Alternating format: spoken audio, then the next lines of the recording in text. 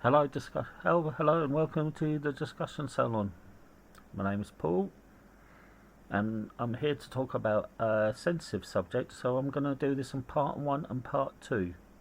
I did try to all fit in part one, but on one part, but I kept getting stuck for words. So I'm going to break it down into two parts. So the subject is the war in Ukraine. Should we send in our military under the guise of the UN, or should we continue the military and financial and food aid? So the first part, I'm going to discuss the military side. Military side is something I know a little bit about. Obviously, I've never served, but I do know a little bit about the military. And my personal belief, if we send in forces, even under the guises under the UN, it would lead to World War III. It really would. There'd be no more world. But should we continue letting Putin do what he's doing in Ukraine? It is a difficult subject to approach, like I said. Putin and the Russian Federation are one of the strongest militaries in the world. They contain more nuclear weapons. They contain this almost the same tech as the US.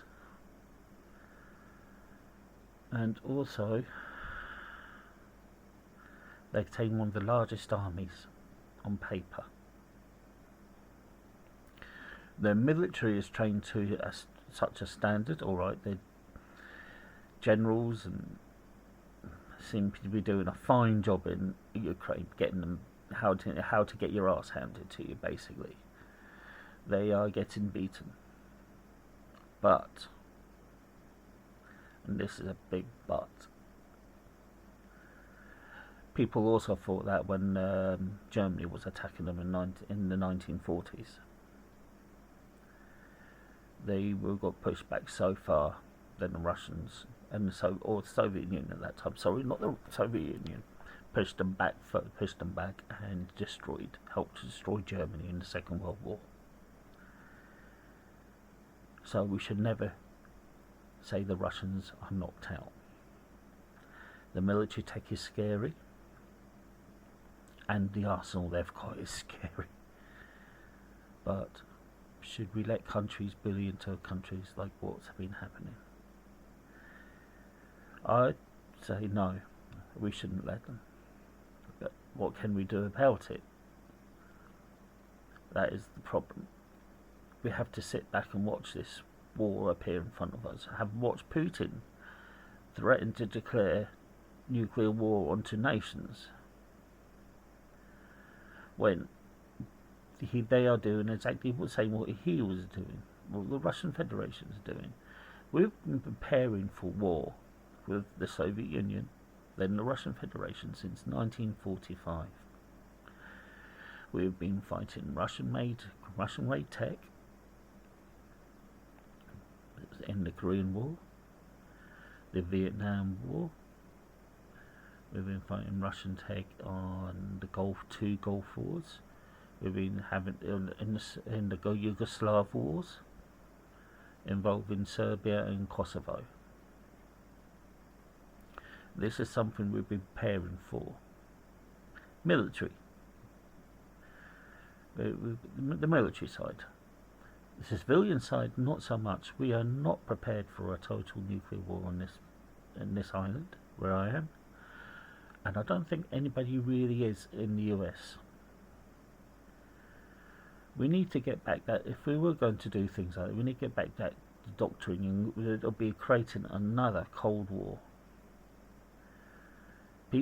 As I said, people of the 90s and 2000s do not know how much propaganda was shoved into us from the first Cold War. Hollywood, British movies, other movies too, all had this propaganda. Some of them were more scary. If you want a good nuclear war movie, I would recommend I think it's called Scrubs.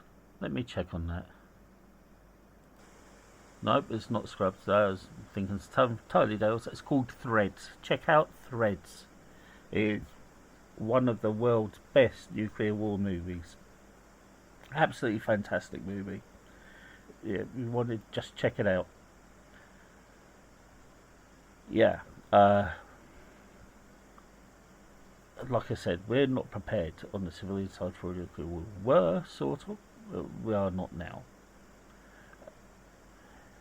So the threat of nuclear war has risen on our minds again. A second Cold War is definitely here. As to the military side, well, if we were going to go in, we need to go in prepared. And that is something we are not. So I wouldn't say recommend that we do anything at the military side. Even under the UN, that would not work. But the war does need to be stopped. We need to do something about it, because we can't let this continue anymore. Europe as a continent is one of the most warlike continents in the world. It's where the start of all major wars are started. Have a look. You can see from Roman times, straight from the Romans up to Napoleon. Then you got Napoleon. Then you got the Franco and Prussian wars. Then you got World War One. Then World War Two. And the Iron Curtain, the Cold War. It is sad to see that this type of war is happening right now. But it can be stopped. It's just figuring out the way how to stop it. This is a thing we can make a discussion topic about. It'd be an interesting topic to discuss instead of me just talking to camera. So I'd like to see a good discussion about this one.